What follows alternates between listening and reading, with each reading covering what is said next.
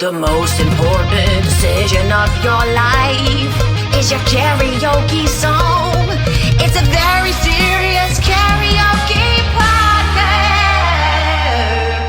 Welcome back to the Very Serious Karaoke Podcast. I'm your main host, Leah Tishone, and today we have two co-hosts that are my very good friends. They are both vocalists in various bands that range from hardcore to punk, and then punk back to hardcore. Co-host of the week! Give it up for my friends Troy and LoWreck. All right, so you guys, you need to explain your band situation. You've taken both of your bands and created a super group, right? Yeah. Pretty much. We're pretty super. Well, I know. So I have been playing in punk bands in the Boston area for 20 years, but I was a drummer for all of those years. And the most recent band I played in is called the Downhalls. Troy and I just started a new band called Tension Scale, wherein I sing/scream, and Troy does other things. I sing for Razors in the Night. So much and we started now. And I play bass and sing for Bricks and Mortar. Rush out on the streets. We give hope to the hopeless. Strength to the weak. And after Bricks and Mortar got back from tour from Japan, and before Razors went out for Beer Olympics tour, I started writing a record all based on that 1980s Tom Hanks movie, The Burbs. It's like a comfort food movie for me. So I just started writing music, writing bass and guitar and lyrics. And, I don't know if you're familiar with the movie The Burbs, but it's about a bunch of neighbors that live on a cul-de-sac. And they think one of their neighbors is a Satanist group that sacrifices people. And so it's like a horror comedy that they don't really make anymore. But we live on a cul-de-sac, and there's a bunch of people in our neighborhood that listen to punk and hardcore and metal, and just asked if they wanted to do this. I let them listen to the songs, and they just happened to be like, yeah, we're in. So we have, basically the band lives on our street, and we live on a cul-de-sac. And it's a cul-de-sac. And they're Satanists, and they're us. Yeah. Right. But we don't do human sacrifices. We have bones in the basement, but they're just from already dead people. We didn't make them. Pre-sacrificial bones. Pre-dead people, and we take their bones. I remember the first time I met you, Troy. I went into your house and you have a coffin with an actual skeleton inside, right? Because you used to embalm. Yeah. Yeah, you just take the bones. That's totally legal, by the way. It's fine. Oh, it's legal? If you embalm the body, you now own it, so you can do whatever you want with it. And you've done anything you want. Not like that. She likes being our skeleton. So I was going to ask, so this obviously qualifies you to speak on karaoke because number one, these people that I'm talking to have a basement for days, and they have karaoke parties down there.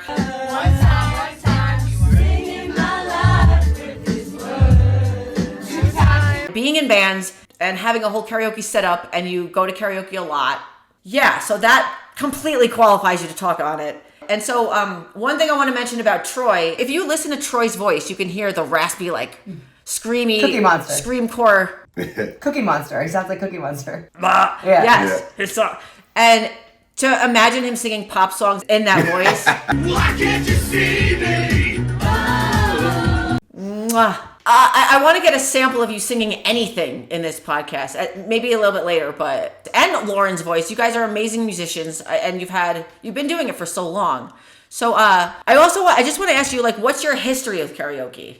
Well, I think I have more of a history with karaoke. I've always been a very avid karaoke. I wouldn't say, not to your level, obviously. If you're a 10, I'm 7. It's more for me hanging out with friends, going to a Wicked, because all the places that we used to go to, they're all closed now, which sucks. We're super divey, super dive bars that had very strong drinks for $5. It's always when I have a local place that has a great vibe, then I'll be all over the place. And he'll go, but it's not my more karaoke experiences. They would have punk rock friends of ours used to do a punk rock karaoke. Oh, the live karaoke, yeah, live band karaoke. And they would judge and have the big gong that they would. Oh, the gong show, yeah. That's right. I forgot about that. Oh my god. And I won once. I think you won once, and then you got gonged once. I got gonged once, yeah. Yeah, it's really funny. What happens when you win? I don't know. You get a free beer or something. Yeah, you get a beer ticket or something. A gift certificate to something, yeah. Yeah. You get a sweaty hug by Tommy Somerville. Yeah. But the local place, though, Kodo, is a sushi place down the street where there's a great night. Kodo is a sushi restaurant. Wait. Before you do that, I have to introduce it because actually we could just do that right now. So we're going to start the segment right now because we're talking about it anyway. It's called Karaoke Bar Megastar. Karaoke Bar Megastar. So while we're on the subject, you're talking about Kodo is a Japanese restaurant and they have it every other Saturday, right? It's Asian fusion, if you will. Yeah, it's people go there for sushi. That's what it's known for. But then at 9:30 at night, it transforms into a punk rock club or a dance club or karaoke night, and then it's a whole different place.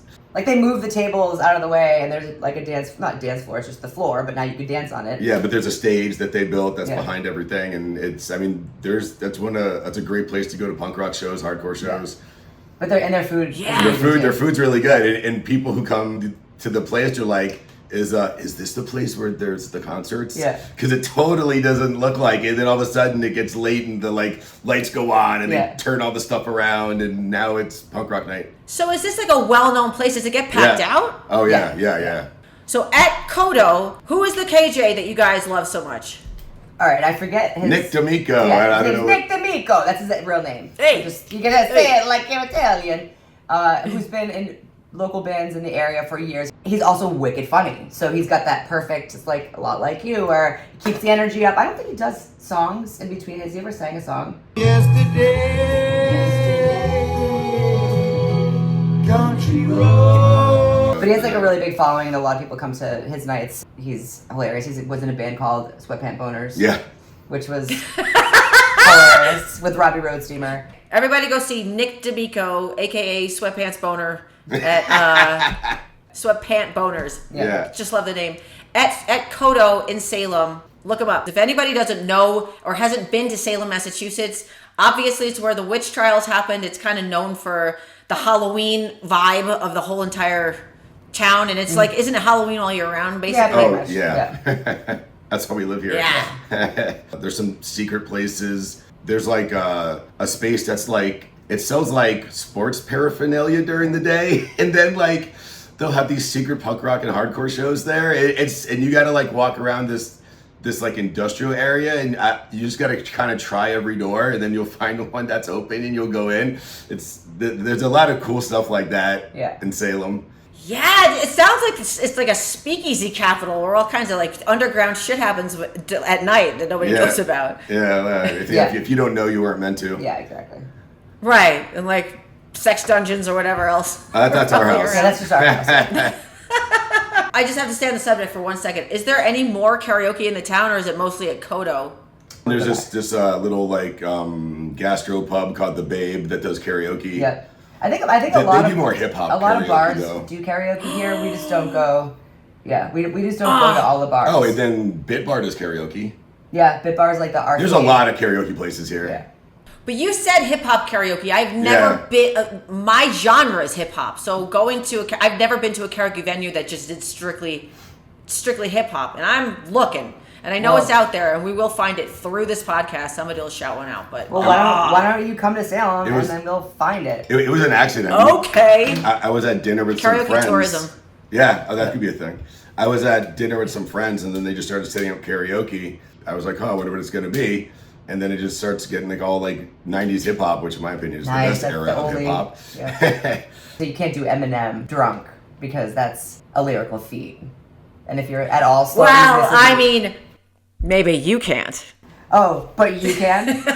I mean, what are we doing here? So now I want to get into what's your go-to? What's your go-to? What your go-to? What are your usual go-tos? One of my major go-tos was Kelly Clarkson. Oh, yeah, since you've been gone. Yeah. His old band covered Since it. you've been gone, and I was at a hardcore band called Knowing Is Half the Battle, and we covered that song, and people would so lose good. their It is minds. so good. We did it like in C standard, and like everything's like chug chug chug, but people would lose their minds when we played that song. And then so I would do that at karaoke, and my recent favorite go-to is Robin Dancing on My Own. I think I saw you do that. I'm right over here. Why can't you see me? Oh. I just love that song in general, and it's funny when I scream out the lyrics in like Cookie Monster voice. Yeah. I'm sorry, but there can be a horrible, off-key, terrible, drunk voice, but it's doing something else that everyone's going, woo! So it's not about the voice only. I gotta just always pop that in there. Yeah. Oh yeah, Well, I can't hit a note if my life depended on it. Yeah. So you come out with like a pink wig on, and Yeah, I'll throw a wig on and Whereas I will think, and I think and like do somersaults. I think I'm not horrible, I'll do but I'm wintersaults. not great, and I will hit a song sort of, but then I'll do like 100 jump kicks. Give it a shot. Whoa, halfway there. Pull a hammy and then sound okay. LoWreck, what is your go-to usually? Did we already cover it? No, because you and I have different opinions on what songs are and are not allowed at karaoke. And when I think it was in your book, there's like, or were we just talking about it? There's like your list of like the top 10 songs you should never do at karaoke. And I was like, well, here are my top 5. And I started listing them. They're all the same song. So, but I'll have you know. All right, let's go. My go-to used to be Journey. Don't Stop Believing. But I obviously was like, nope, no more. And then it was in a commercial or something. And I'm like, now I don't do it anymore because now the world does it. And then it's always Living on a Prayer because I love Bon Jovi in general. I'll do any Bon Jovi song. But then once everyone else started doing Living on a Prayer as well, I'm like, oh, God damn it. So I'll do Bad Medicine. That's my next go-to. Okay, Bad Medicine by who? Your love is like bad medicine. Come on, Bon Jovi. Bon Jovi. Oh, okay. I don't even know. Even being a KJ, there's so much music that, it's Bon Jovi. Everybody knows Bon Jovi, but I've never heard so much. It's amazing. That's how you just keep learning. But those songs are on that list because everyone does them. Right. That's really why. I know. So and then I don't want to do the things that everyone does, so I stopped doing them. And also, come on, let's be fair. Like, Journey's a little ambitious vocally. Oh yeah. Not fooling anybody. No. That's why. And that's another reason why it's a terrible song, because a lot of people can't hit it. Yeah. But in a bad way, they might try. It's a lot of screamy. Yeah. Off key. That's just another reason why. It's grating. I'd say my most consistent go-to is Billy Idol, Rebel Yell. That is the one. You do Van Halen a lot too. And Panama. But Panama is, I'm really good at like screaming and jumping and kicking to Panama, but I can't DLR. Like, I don't have DLR vocals. So that's also really hard. But if you do karaoke a lot, you probably have a list of songs that are your go-tos. One of mine that is kind of, I usually do hip hop, or I go all over the place actually, but one of mine is System of a Down, Toxicity. yes. And I think you did that. Yeah, you did. Did I do it there? Yeah, it was impressive. Oh, thank you. Thanks. Well, here's a fun fact and an actual tip for anybody who is maybe of the older female variety and might just be happening with age. If you go too hard, you should probably wear a pad because you might piss yourself. Not speaking from personal experience, but am I? Yeah, so, you are. I feel you. Not at karaoke, but since I've started singing in a hardcore band, I'm like, oh, this is a thing. I also almost popped a tampon out. Yeah. I almost popped it. Yeah. All right, I've not had that happen yet, but so I'm not going hard enough. Yeah, you gotta she told us you gotta scream from your diaphragm, and then it's gonna, because the muscle literally goes like that. I'm like, oh, everything that's in there is just gonna come out. Cool. Yes, yes, dude. So yes, I have to wear a pad. Pretty much every time I go, because if you go too hard in the paint, you're gonna piss yourself. You also had a baby, so that doesn't help. Yeah, that's rough, but that doesn't help. But it actually happened before that, so it made it even worse. But I have a joke about it, and I'm actually doing it on stage. I'm in the wetness protection program. That's why I have to put a pad in. That's You're good. welcome. I like it. So the audience, if you have any go-tos that you want me to shout out and we can talk about, you can write to veryseriousKaraokePod@gmail.com, and the same thing on Instagram and DM, and we'll talk about it. Somebody in the audience, Brian in Los Angeles, California, said that his go-to is Suspicious Minds by Elvis. And I've never even heard it, so I had to look it up. And it's actually very good. Song. Yeah, it's a great song. I think those are like the older classics that are like ballads are like really boring to me, but I appreciate that's also ambitious. Elvis is ambitious. Oh my God. One of mine is now Viva Las Vegas, because I went to nice. Vegas. Yeah. I'm like, I got to do this in Vegas. So I did. And Elvis is just a lot of, just do that with your diaphragm, like you're saying. Yeah, exactly. Now that you mention like old ballads that you should probably avoid, that it's just like, God, I'm gonna leave now, is My Way by Frank Sinatra, which is on Nothing Frankie. in that list. No Blue Eyes, no Dean Martin, No. none of that shit. No. Boring Sorry. and overdone. No. Not in my house. I actually don't even think Right. when we download the karaoke playlist, I don't even, like, I think Sailor downloaded a whole bunch of songs. I'm like, nope, delete. Don't even give him the option. Right. And you, listen, anybody who's pissed off about us saying that, you can do whatever you want, but you're going to lose friends. Not That's in our just Not what in it my is. house. That's the thing. Right. Not at our parties. I make the rules. All right, next segment, bros, is Karaokeology 101. Karaokeology 101. Karaokeology this week. We read the article. It's probably the most fun one we'll ever do. It is about drinking and singing. What alcohol does to your brain while you're listening to music. And everybody knows that, I mean, what is it, 98.6% of karaoke is imbibing alcohol. Most people have to do it to get up there to sing. So that's why this is a great That's article. just the temperature of the human body. I think you're confusing your numbers. And no, that it's on. also that same. It's the same. It's the same. So this article is amazing. It talks about alcohol's effects on the brain and also the same neural pathways that alcohol affects the brain. Music also affects the brain. So they kind of share neural pathways. So when you drink, it's more amplified. Your feelings and all the connectedness you feel to and inhibitions when you listen to music and drink at the same time. I didn't read the whole article, okay? But also it was talking about singing. But I think that's also anything else that's like that brings you joy, like dancing or other like party activities that have the same effect. Because I was listening to the new Amy Poehler podcast, A Good Hang with Amy Poehler, with Recchia Jones, which was like the best episode of a podcast I've ever heard. And they have these parties where they're like, nope, you come, you have to wear this cool, like whatever themed outfit, and we're gonna dance all night long. I spent hours creating this playlist for our dance, and we're just literally gonna dance, take a couple water breaks, and that's it. And they just like, they get together and they dance and they scream all the words, and it's like magic. It's like when you're at a wedding and this stupid song comes on and everyone gets on the floor and is just screaming. Oh no, our connection's real bad. Okay, can you hear me now? You didn't No, stop it's your still camera, going, but right? Troy said some really inappropriate things, so you're gonna have to edit those out. What he said? Well, I didn't. Oh, okay. About the Rashida Jones thing? No, about other things. About Lauren's butthole. I'm not editing that out. Everybody leave it. Okay. Okay, so you're saying that dancing and other things that also coincide with listening to music and doing karaoke and drinking alcohol and dancing, Yeah. all these things share neural pathways. People often report feelings of more sentimental, expressive, or nostalgic when intoxicated. This emotional amplification can make music, which already carries strong emotional cues, feel more profound or moving. It also floods you with dopamine, drinking alcohol, and listening to music. So those two things combined can make it much more powerful, and your inhibitions are gone. So that really helps in a karaoke setting. That's why people drink so much, because people are usually terrified. This is a no-brainer of singing in public. You're just like, I can sing, get out of the way. And you grab the mic and you shit some terrible tune, and it's everybody's happy. Yeah. Because everybody's joining in. So it's more of a reciprocating kind of.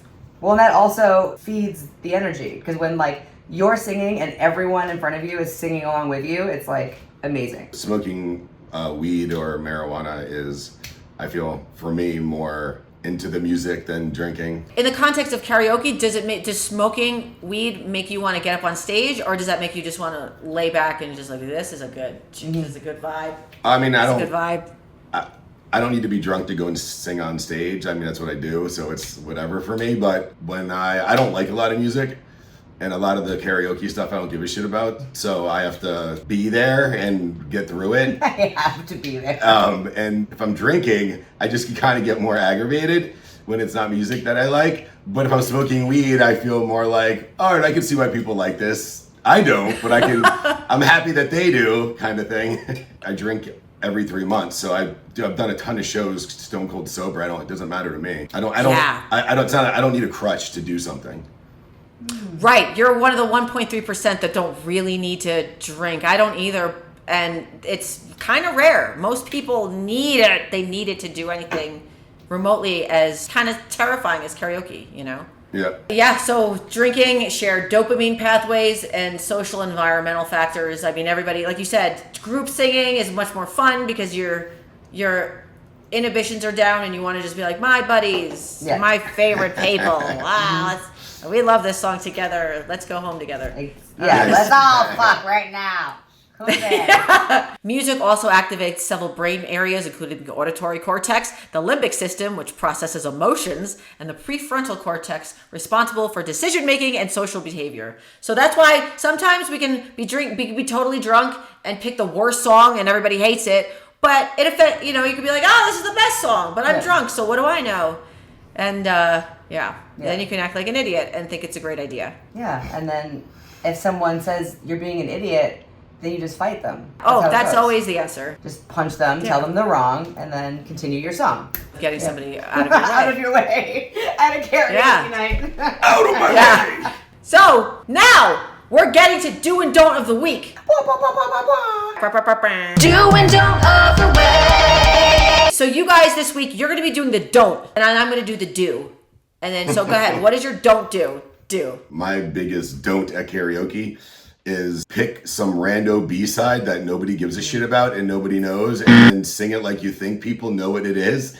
Because especially after a whole bunch of songs, it's almost like a cover band. You're going to cover a song that other people know because you're doing a cover so people can get along and sing the song with you and they know what you're doing. And that's kind of what karaoke is to me. I'm going to do a song that people know, that I also like, that they're going to want to sing along and have the crowd get into it. That's like, I'm an entertainer. That's what I want to do. I want to find ways to get the crowd into it. So when I'm going to pick a song to do, I'm going to pick one that people know that I still like. But after your result, like say there's 5 people that have done these like songs that everybody knows and the crowd is singing, then someone goes up and picks some rando B-side that no one knows what it is, and the whole like feeling of the room goes, bah. And then I'm the awkward. I'm like, all right, I'm gonna go pee and get a drink. See, I feel bad for the person, and then I try to like dance and like pretend that I know the words. I'm like, I do not feel bad. I think that's bad decision making. Like sing. Don't placate these people. Sing that shit on your own time when there's no one around because no one gives a shit now. Like, get in the cage. Yeah, get in the cage. Put the butt plug in. Drink your vodka. You're not leaving until you understand how to do it properly. Right. Yes, I'm with you. Don't do that. Nobody knows it. It's obscure. It's something only for you. And that is a debatable thing that people have feelings about out there, everybody listening. Whether or not you pick a song that's solely for you and you're showing the world, or you're doing it for everybody, at least most of the people in the room will know what it is or maybe might enjoy it. So you could go a selfish route, or you can go, hey, I'm in front of people. Let me consider them route. Yeah, and you can tell which way we feel. Yeah, exactly. Don't be a selfish Sally. Well, but I'm sure after watching everyone else do a song where the whole crowd's singing along and you go up there and everyone's just like, what? Yeah. What's this? And then you're done. You're like, oh, that didn't go as I planned it. Yeah. No. Right. Or, you know what? On the same side of the coin, or the different opposite, what am I trying to say? Opposite side of the coin. I have heard people do songs that are kind of obscure that I'm like, what the hell is this? Yeah. Yeah, and I've looked it up and because I'm like, it's now I love good that. Or because it's bad? No, because it's good. Because it's Oh. good, and people should be singing it. Like some kind of obscure comedy stuff that I'm like, this is funny. What is this? And then now I love it. So, but in the moment, not a lot of people are into it. They're like, what is this? Yeah. Come on, give me some Four Don Blondes. Yeah. Exactly. Anyway, there's a place in Salem called, I think, Paradise Island. Yeah, it is. Yeah. And they have a karaoke night that's like, you go in, like we went in like with 10, it was like a ladies night. We all went in and you're drinking like, scorpion bowls and getting wasted. And it was like all of us and then like 2 old men. And they would each get up and just sing like a Frank Sinatra or like some old timey song. But it was like magical. It was like this guy was just like, his wife probably just died a week before and he's just sad. Probably. And he just goes to the bar to sing this was our wedding song, and just like gets up and does this like crooner voice, like beautiful song, and you're like, okay, you could get away with it. Like, I don't like this song at all, but you get to do that. But there are always exceptions to every don't, every do. There's always something. So that guy, let him have his moment. Maybe his wife died 20 years ago and he does this every other day. Maybe he killed his wife that night. Old people can do what they want. After you've lived that long, you can do whatever you want. It's true. Yeah. I'm dying. About 70 and up, if you're going to do karaoke, yes, please do the worst song I've ever heard. It's Whatever you fine. want. Do You're whatever gonna die you so want. soon. You can do whatever you want. That's a senior pass. Yeah, it's also like the early bird special. You have to have karaoke at like 5 p.m. for them. Yeah. Yeah. 4, 3. Yeah, that's a really good point, though. Just try to pick something that people know, or else sing in the shower. For me, my do of the week is, like Lauren said it before, sing in your range. Sing in your range. If you're reaching too high or you're going too low, too low is going to start to sound gravelly. Too high, you're going to screech and everybody's going to run out of the room. So singing within your range and finding the artists that usually have songs in those range. Like, for example, I'm a mediocre singer, but make up for it with just being a spaz. So, but my range is very low. So I sing like your Billy Joels, your hip hop men, your mostly men, because I know that's my range. Yeah. So same. If I sing women that are doing, like you said, Whitney Houston, just like nobody wants that. Oh, I'll sing Nobody the wants low octave of Whitney Houston songs. I can definitely pull that off. it. Yeah, you could do that. That's true. You can always change octaves. And you can always, here's another thing. You can always tell the KJ that you want to switch a key of a song. They can do that? No, I mean, Yeah. I didn't know that. You Our can, system the can do karaoke that? app has, you can pitch. You Oh, can no shit. Pitch, correct, or pitch change. I mean, I don't matter because I don't, my range is growl. So Any song is a winner when you Yeah. have a voice like yours. Yeah, I I'm get sorry. it. It's just, true. yeah. I'll Britney send Spears. you some tracks so you could be like, this is what he sounds like. Have you ever tried to not sing with your normal voice that in your bands? Yeah, Your main voice? I took vocal instructions before the second Razors in the Night album, and I am partially tone deaf, so I can hit like C, D, and E, but my normal range is C, which is super deep. But I got like it's just not there. But I can go that's my normal range. Is that a C? What you just did? Yeah, I mean That's it's just like a C sharp, I think. that's what just comes out. You're a little sharp on that, baby. But I can do those three things. Like, you know, I've memorized what they sound like, so I can do it. But if it's not in that area, I just growl harder. It's so interesting that you're tone deaf, but you're a vocalist and a musician. That's so surprising. Yeah, it's weird. But I mean, it's like when I'll write something and I'm usually like one note sharp or flat, and I'll call Lauren and I'm like, hey, this is what I want to do, but I can't make the sound. But she is tonal, so she knows the sound that needs to be there. And I'll be like, is it this one? Is it this one? Is it this one? She goes, no, it's this one. I'm like, all right, cool. I'm just having you go like ba ba ba ba ba. I'm like, that one. They all sound the same to me. Wow, so she's your vocal counterpart. When you guys sing, so people can hear, if they're going to check out your music, because I'm going to drop all of your videos, attention scale you're working on now, which is pretty new.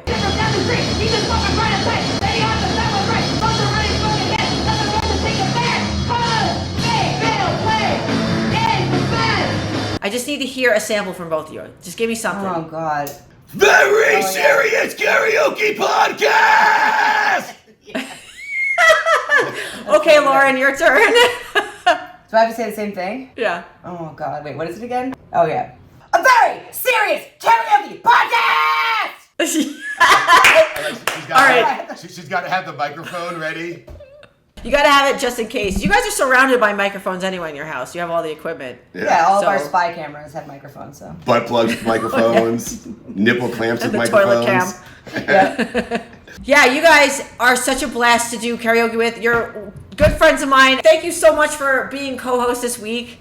Again, everybody look up tension scale, look up Razors of the Night, look up the Downhalls, and like other various bands that these kooks do, because they're so talented. Thanks for hanging out, and check us out on all the socials, YouTube, Instagram, TikTok, and write us at veryseriouskarokepod@gmail.com. Thank you guys for being here, and check your KJ! The most important decision of your life is a karaoke song. It's a very serious karaoke podcast. I heard on the Very Serious Karaoke podcast that the lead singer of the cover band Everything Dies has a large penis.